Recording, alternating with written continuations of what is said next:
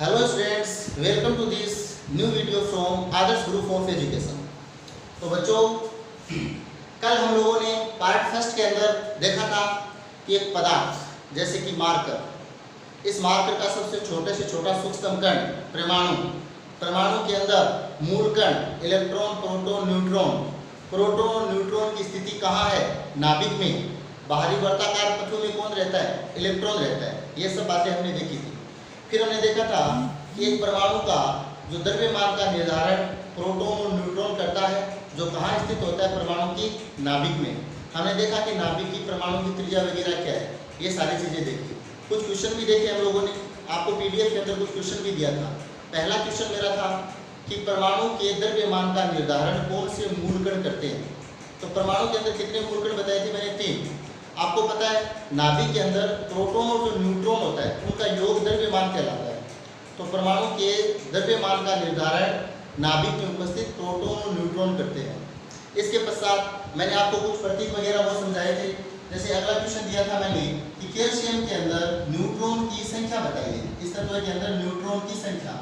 तो आपको पता है मैंने कल बताया था कि परमाणु क्रमांक बराबर इलेक्ट्रॉन की संख्या बराबर प्रोटॉन की संख्या। कि एक उदासीन जो परमाणु होता है, उस उदासीन परमाणु में इलेक्ट्रॉन की संख्या, प्रोटॉन की संख्या और परमाणु क्रमांक इक्वल होता है। अब इसके अंदर मैंने क्या क्या पूछा था आपको? एक तो पूछा था इलेक्ट्रॉन, एक पूछा था न्यूट्रॉन, प्रोटॉन और एक पूछा था न्यूट्रॉन। अब आप बताओ परमाणु क्रमांक कितना है? 20। तो बताओ इलेक्ट्रॉन भी कितना होगा? 20 होगा। प्रोटॉन भी कितना होगा? 20 होगा। अब हमें न्यूट्रॉन ज्ञात करना है। न्यूट्रॉन ज्ञात करने के लिए आपको क्या दिया हुआ है यहाँ पे? द्रव्यमान। तो द्रव्यमान बराबर क्या होता है? Proton plus neutron. द्रव्यमान कितना दिया हुआ है? 40। प्रोटॉन कितना दिया हुआ है? 20 प्लस न्यूट्रॉन। तो आपके पास न्यूट्रॉन ये 20 इधर आ गई तो कितना रह गया? 20 रह गया। ठीक इसी प्रकार से क्वेश्चन और दिया था मैंने कि कार्बन के अंदर बताओ कि जो न्यूट्रॉन की संख्या कितनी है। तो इलेक्ट्रॉन कितने हैं? 6। प्रोटॉन कितने हैं? 6। और परमाणु क्रमांक कितना है? 6। द्रव्यमान कितना है? 13। द्रव्यमान बराबर क्या होता है? Proton plus neutron. तो 13 बराबर 6 प्लस न्यूट्रॉन। तो 13 माइनस 6 बराबर क्या हो गया? न्यूट्रॉन। यानी इस कार्बन के अंदर न्यूट्रॉनों की संख्या कितनी दिखाई दे रही है आपको? 7 दिखाई दे रही है। ये सारी बातें हमने कल की है। आज हम बहुत इम्पोर्टेंट बातें करने वाले हैं। परमाणु के अंदर इलेक्ट्रॉन की सही स्थिति कहाँ है, वो बातें आपको बताने वाले हैं। प्यारे बच्चों, इसको हम लोग तो बच्चों जैसे कि आपको पता है ये मार्कर एक प्रकार का पदार्थ है। ये मार्कर किस किस से मिलकर बना है? परमाणुओं से मिलकर बना है। तो अगर इस मार्कर परमाणुओं से मिलकर बना है तो क्या मार्कर के अंदर इलेक्ट्रॉन है? यस। क्या प्रोटॉन है? यस। अब उस इलेक्ट्रॉन की स्थिति कहाँ है, ये बात हम बताने वाले हैं। जैसे मैं आपके सामने खड़ा हूँ, मैं भी एक पदार्थ हूँ क्योंकि मैं कुछ स्थान घेरता हूँ, मेरा भी कुछ द्रव्यमान है। तो अगर मैं पदार्थ हूँ तो मैं किससे मिलकर बना हूँ? परमाणुओं से मिलकर बना हूँ। क्या मेरे अंदर इलेक्ट्रॉन है? यस। उस इलेक्ट्रॉन की स्थिति कहाँ है, ये बातें हम आपको अभी बताने वाले हैं। तो बच्चों सोचना, एक परमाणु की जो संरचना है जो मैंने कल आपको बताई थी, एक परमाणु हो गया। बताओ परमाणु के नाभिक में क्या होता है? प्रोटॉन और एक न्यूट्रॉन। आपने सोचा कि नाभिक को प्लस से क्यों प्रदर्शित करते हैं? क्योंकि कल मैंने बताया था प्रोटॉन का चार्ज प्लस होता है, न्यूट्रॉन उदासीन होता है।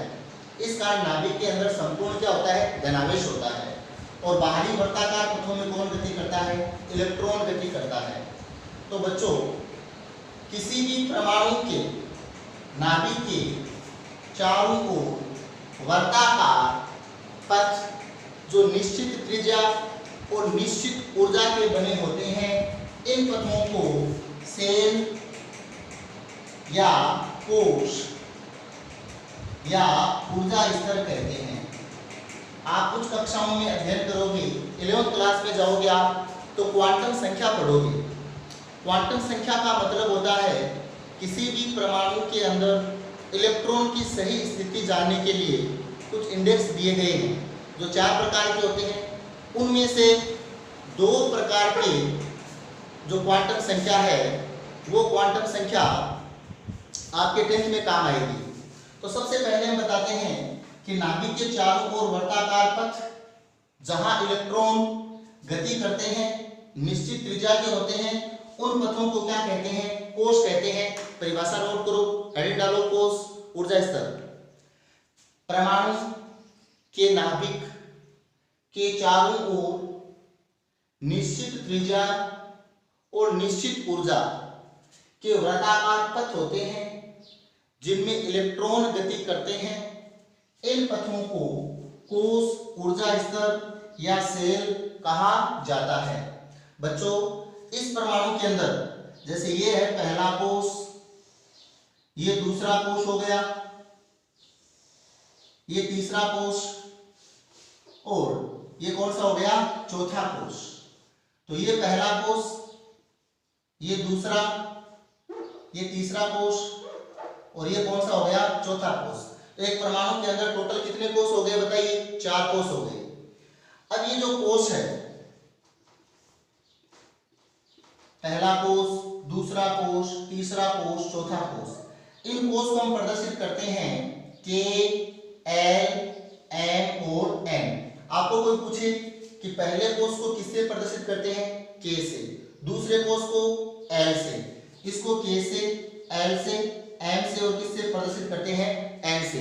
तो पता चल गया आपको, एक परमाणु के अंदर नाभिक के चारों ओर वर्ताकार पथ, इन वर्ताकार पथों को क्या कहते हैं? कोश कहते हैं। और कोशों में कौन से होते हैं? इलेक्ट्रॉन होते हैं।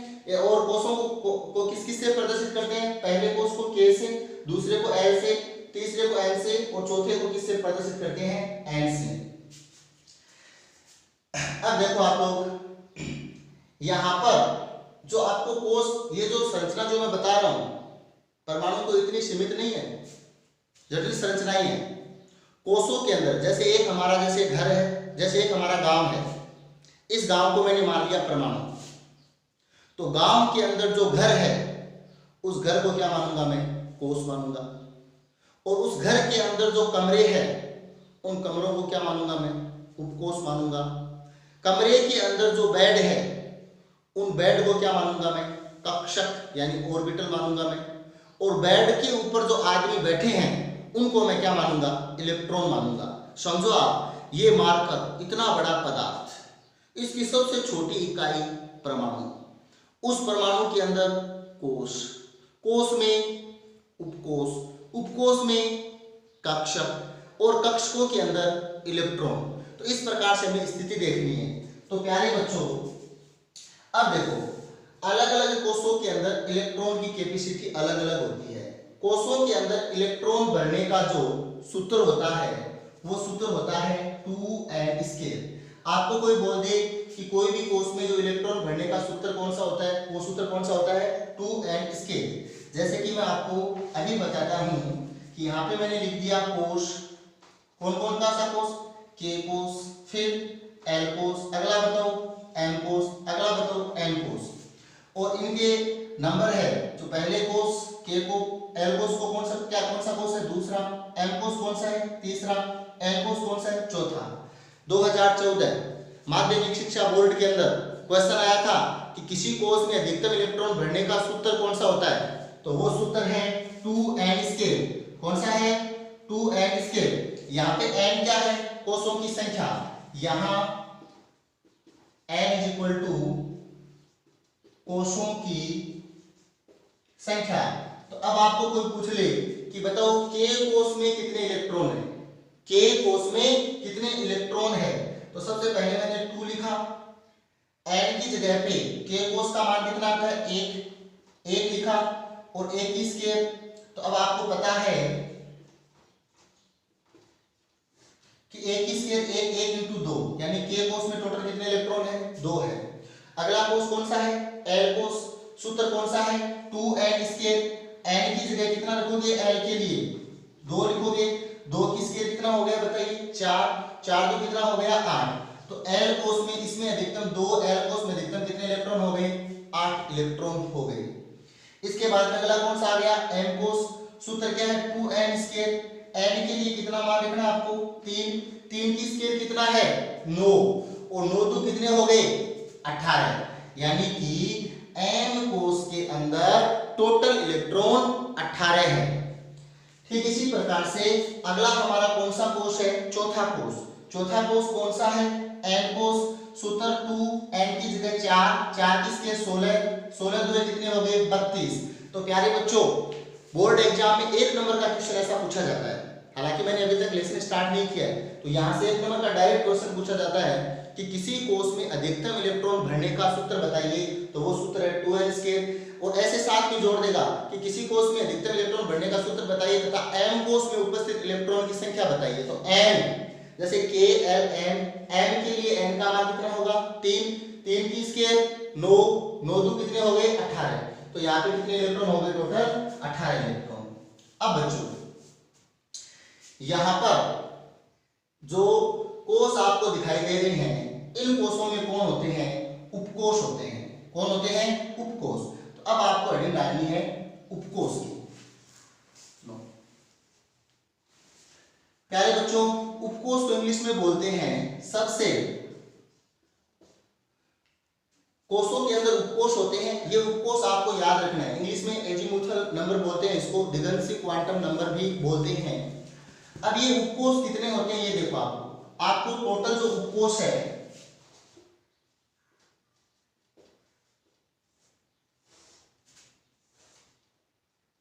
ये 4 प्रकार के आपको याद करना है, sharp, principal, diffuse and fundamental. Sharp, principal, diffuse and fundamental, यानी ये और भी है S P D F G H I, बहुत सारे चलते जाते हैं, लेकिन ये 4 प्रकार के आपके 10th में काम आएंगे।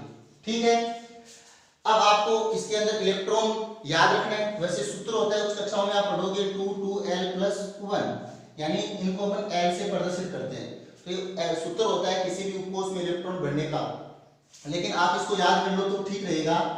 s उपकोष में मैक्सिमम 2 इलेक्ट्रॉन होते हैं, बढ़ते जाओ आप 4 4 बढ़ाते जाओ, तो p में कितने होंगे बताओ 6 होंगे, और 4 बढ़ाते जाओ, d में कितने होंगे 10 होंगे, और 4 बढ़ाओ f में कितने होंगे 14 इलेक्ट्रॉन।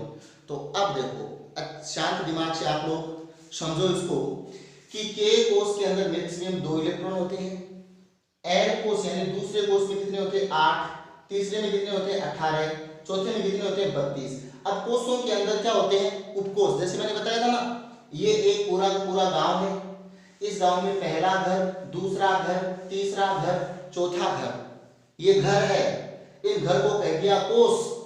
और इन घरों के अंदर कमरे हैं जिनका नाम SPDF है, इनको क्या कह दिया उपकोष कह दिया। अब हमारे पास यहाँ पे क्वेश्चन आता है कि कौन से कोष में कौन सा उपकोष है, तो मैं यहाँ पे हेडिंग डाल रहा हूं उपकोष।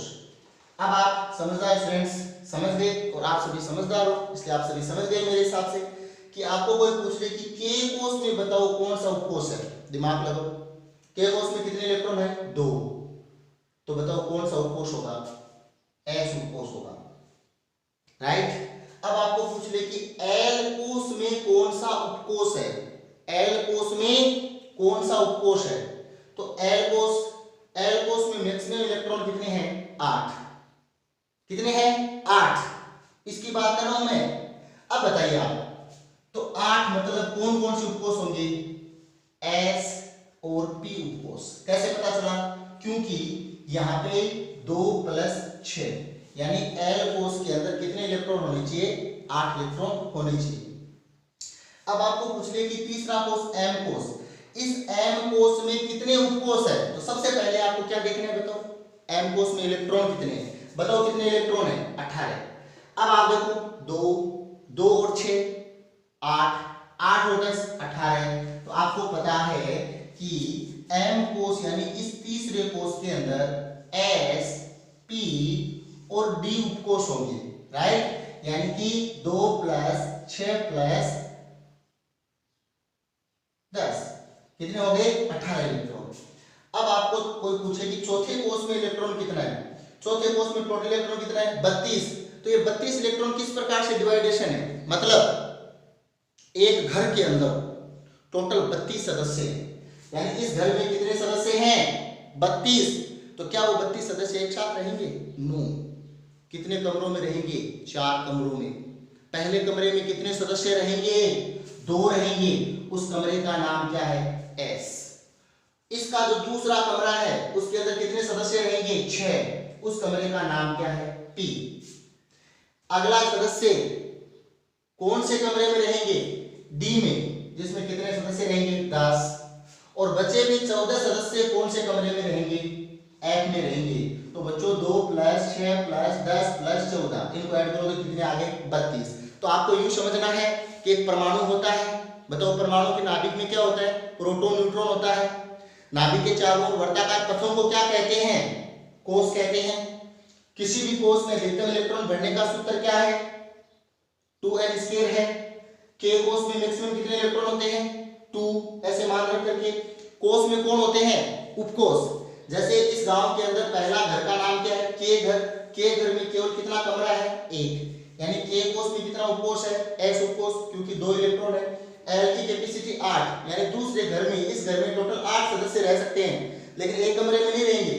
कितने कमरे में रहेंगे? 2 में, S और P में। तीसरे में कितने में रहेंगे? 3 कमरे में। चौथे में 4 कमरे में। इस प्रकार आप समझ सकते हो ये पढ़ना क्यों ज्यादा जरूरी है, क्योंकि अभी कुछ मिनटों के बाद में एक बहुत ही इंपॉर्टेंट टॉपिक आने वाला है। जैसा आपने 9th क्लास तक पढ़ा है कि लिथियम का इलेक्ट्रॉनिक विन्यास बताइए, यानी लिथियम के अंदर टोटल 3 इलेक्ट्रॉन है, वो कहाँ कहाँ स्थित है। सोडियम के अंदर जो 11 इलेक्ट्रॉन है वो कहाँ कहाँ स्थित है, वो इसी आधार पर पढ़ा जाता है। तो सबसे पहले आज के वीडियो के अंदर आपको कोष हेडिंग डालनी है। कोष के बाद में संरचना, ये कोष, नीचे डेश लगा के अधिकतम इलेक्ट्रॉन भरने का सूत्र, और ये चार्ट वगैरह आपको बनाना है। ठीक है, अब हम पढ़ेंगे कि कोई भी परमाणु के अंदर इलेक्ट्रॉनों की स्थिति किस किस प्रकार है। ठीक है, ये बच्चों अब हम पढ़ेंगे इलेक्ट्रॉनिक विन्यास। अब देखो, जिन्होंने पहला वीडियो नहीं देखा है वो सबसे पहले पहला वीडियो देखें। पीछे हमने क्या देखा था? कोष देखा था, उपकोष देखा था। अब उनके आधार पर हम इलेक्ट्रॉनिक विन्यास सीखेंगे। इलेक्ट्रॉनिक विन्यास का मतलब एक परमाणु के अंदर इलेक्ट्रॉन का विभाजन किस किस प्रकार से है। एक घर के अंदर मान लीजिए 6 सदस्य रहते हैं, क्या वो 6 सदस्य एक ही रूम में रहते हैं या अलग अलग रूम में रहते हैं? अगर अलग अलग रूम में रहते हैं तो उनकी पोजीशन क्या होगी? वैसे ही एक परमाणु होता है, जैसे कि मान लीजिए लोहा है, आयरन है, Fe। उस परमाणु के अंदर जो इलेक्ट्रॉन है, उन इलेक्ट्रॉन कौन से कोष में है, कौन से उपकोष में है, ये जानना बेहद जरूरी है। इसके लिए आप 11th में बहुत सारे नियम पढ़ोगे, उनमें एक नियम है आफ-बाउ का सिद्धांत। उसके सिद्धांत पर इलेक्ट्रॉनिक विन्यास पढ़ेंगे।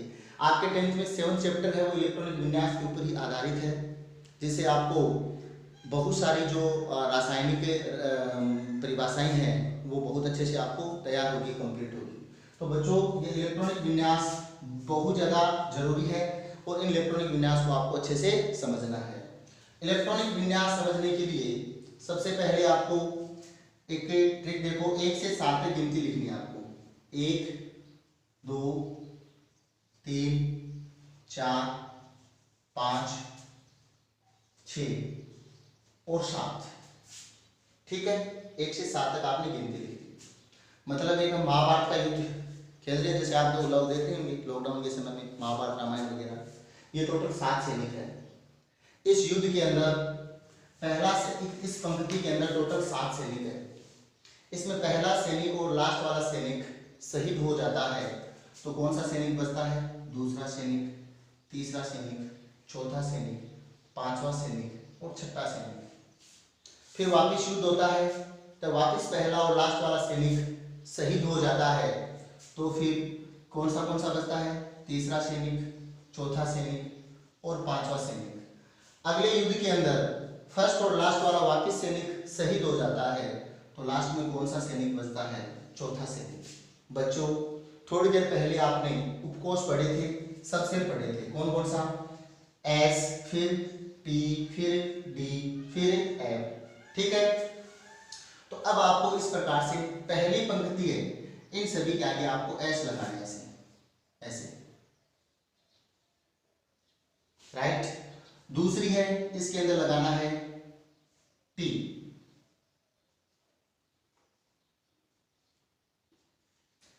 तीसरी पंक्ति है, इसके अंदर लगाना है आपको डी, और चौथी पंक्ति है, इसके अंदर आपको लगाना है एफ। राइट, टोटल कितनी पंक्तियां हो गई? 4। पहली पंक्ति में एस, दूसरी में पी, तीसरी में क्या लगाना है? डी, चौथी में लगाना है एफ। अब आपको महाभारत रामायण के युद्ध में तो आपको पता है तीर चलते हैं, तो आपको क्या चलाना है? तीर चलाना है। ठीक है, तो जैसे कि सबसे पहले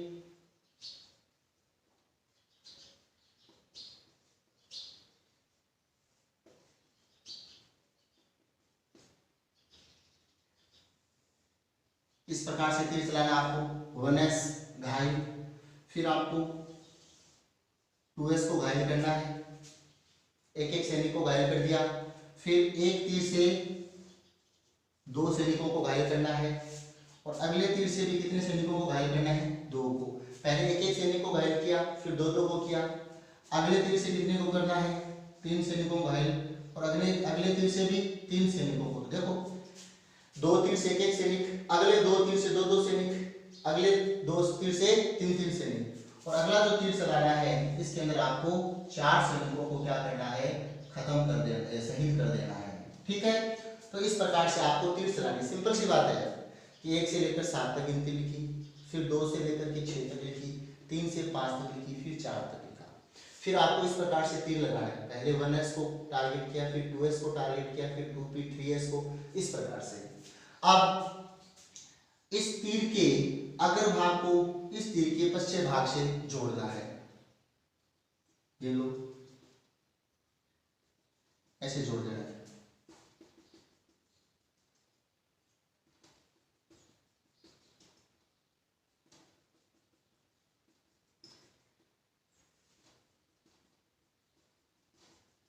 ये लो।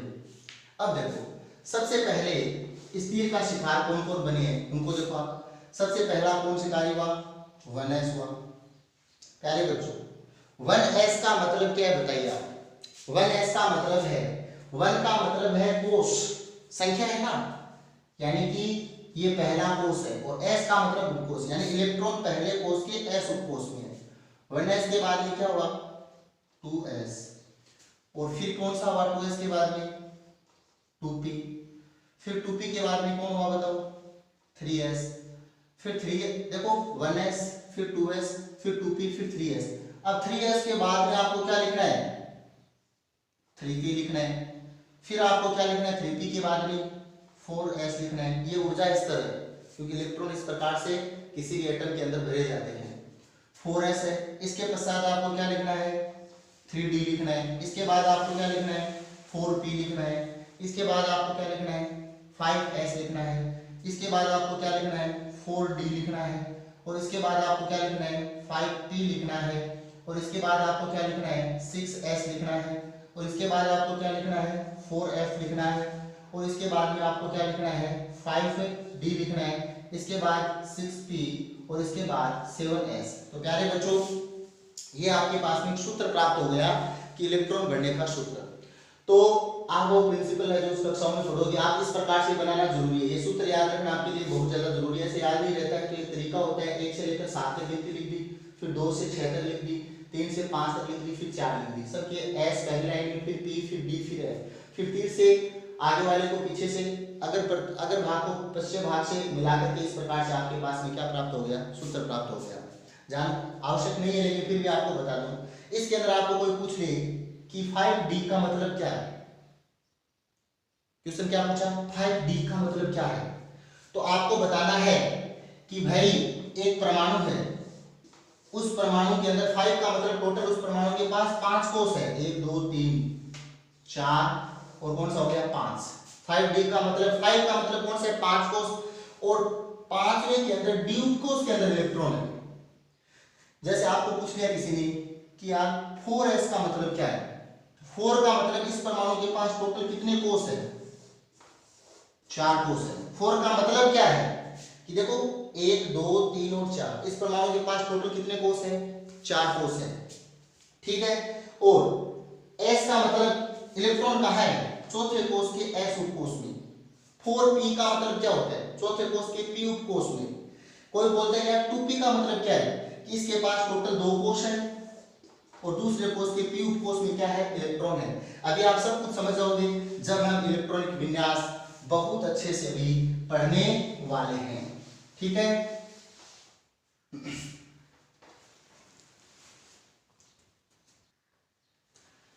तो बच्चों अच्छे से आपको कॉपी के अंदर नोट करना है ये तरीका आपको, और ये इलेक्ट्रॉनिक विन्यास का सूत्र आपको याद करना है। इसी सूत्र के आधार पर हम लोग बहुत सारे परमाणुओं का इलेक्ट्रॉनिक विन्यास अभी ज्ञात करने वाले हैं। ठीक है, तो अभी आप इसको अच्छे से नोट करो और इसके बाद हम लोग, तो बच्चों अब हम तत्वों के ज्ञात करेंगे इलेक्ट्रॉनिक विन्यास। देखो हम कहां से कहां तक पहुंच गए।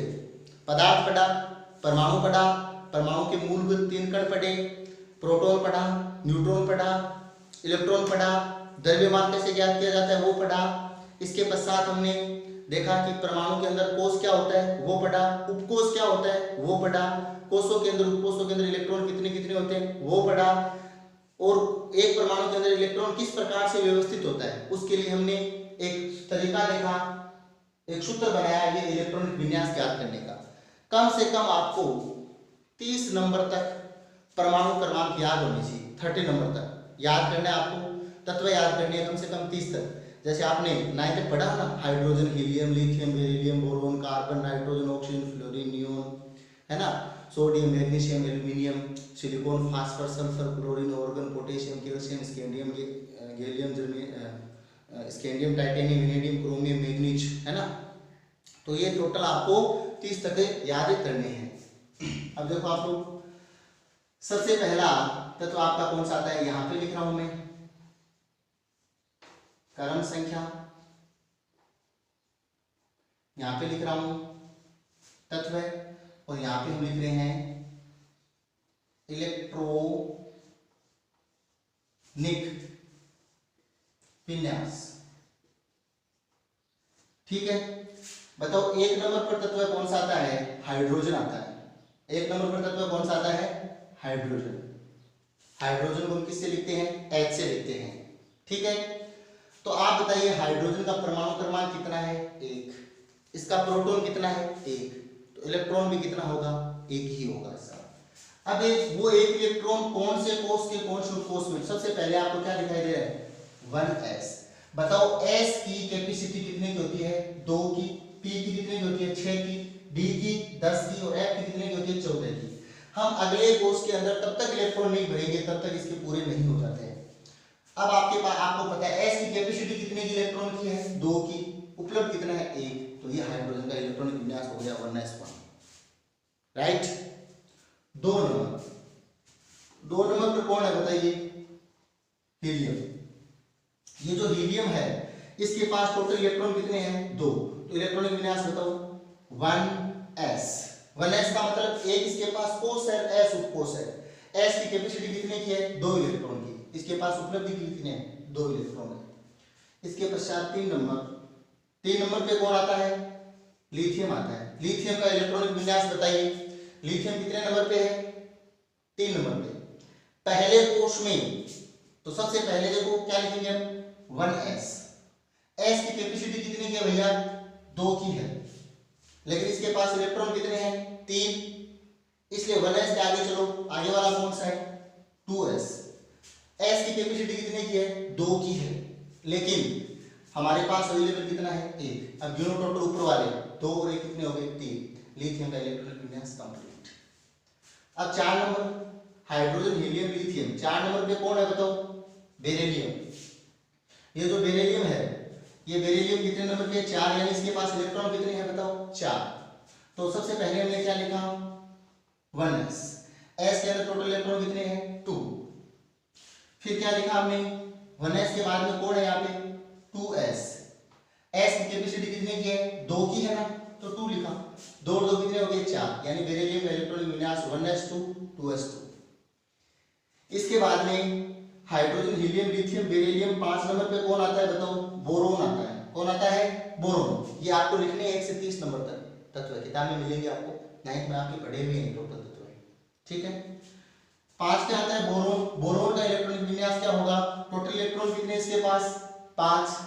सबसे पहले क्या लिखेंगे, 1s। एस में कितने इलेक्ट्रॉन आएंगे? 2 आएंगे। ठीक है, तो अब आप बताओ 1s के बाद में क्या लिखेंगे? 2s। 2s के पास में मैक्सिमम कितने आएंगे? 2। टोटल गिनो, 2 और 2 कितने हो गए? 4। लेकिन बोरोन के पास इलेक्ट्रॉन कितने हैं भाई? 5। तो 2s के बाद क्या लिखना आपको? 2p लिखना है। p की कैपेसिटी कितने की है? 6 की। लेकिन हमारे पास 2 और 2 4 इलेक्ट्रॉन हो गए कंप्लीट, बचा कितना? 1। 2p 1। अब हमें क्या करना है? 6 नंबर पे कौन होता है बताओ? कार्बन होता है, राइट। अब बताओ कार्बन के पास इलेक्ट्रॉन कितना होता है? 6। सबसे पहले सूत्र में क्या है हमारे पास? 1s। s की कैपेसिटी कितने की है? 2 की है। इसके पश्चात आपके आगे कौन आता है? 2s। s की कैपेसिटी कितने की है? 2 की है। 2 और 2 कितने हो गए? 4। लेकिन इलेक्ट्रॉन कितने हैं? 6। तो 2s के बाद में आगे वाला भरो, यानी पहले कंप्लीट पूरा भरते जाओ। आगे वाला कौन सा है? 2p। p की कैपेसिटी कितनी की है आपके पास? 6। लेकिन 2 और 2 4 इलेक्ट्रॉन हो गए, तो बचे हमारे पास कितने? 2। तो 1s2 2s2 2p2। ये हो गया इलेक्ट्रॉनिक विन्यास कार्बन का।